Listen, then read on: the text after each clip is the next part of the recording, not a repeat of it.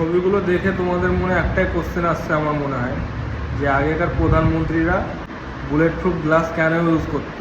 তো অনেক কটা ছবি দেখলে, তো একটু ডিটেলস ওনাদের দিয়ে দিই।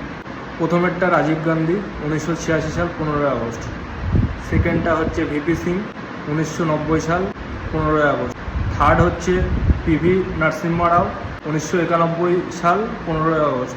ফোর্থ হচ্ছে অটল বিহারী বাজপেয়ী 1999 সাল 2001 সাল। ফিফথ হচ্ছে মনমোহন সিং 2004 সাল, 2007 সাল, 2008 সাল, 2011 সাল, 2013 সাল। তো তোমরা এবার ভাবছো যে বুলেট প্রুফ ইউজ কেন করা হতো, বুলেট প্রুফ গ্লাস, তাই না? তো তখনকার পরিস্থিতি ওরকম ছিল আমার যেটা মনে হয়।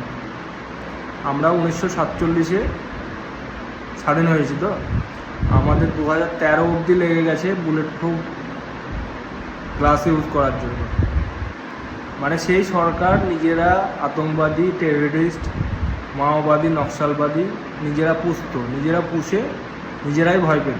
কিছু কিছু এখন দেখবে, পোস্ট দেখবে তোমরা, তাদেরকে জবাব দেওয়ার জন্য আমি এই ভিডিওটা বানালাম। তো তোমরা শেয়ার করো পারলে। আর এখনকার 2000 পরের সিচুয়েশন পাল্টে গেছে, আর বুলেট প্রুফ ইউজ করতে হয় না।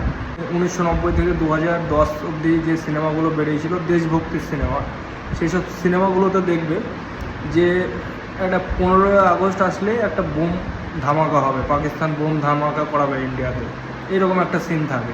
মানে সেটা চলতি হয়ে গেছিলো, মনে কোনো ব্যাপার নেই, এরকম একটা জিনিস হয়ে গেছিলো। তার জন্যই তোমার সিনেমাতে বেশি দেখাতো ওটা। তো স্বাধীন হয়েছিলাম, কিন্তু স্বাধীনভাবে চলতে পারতাম না।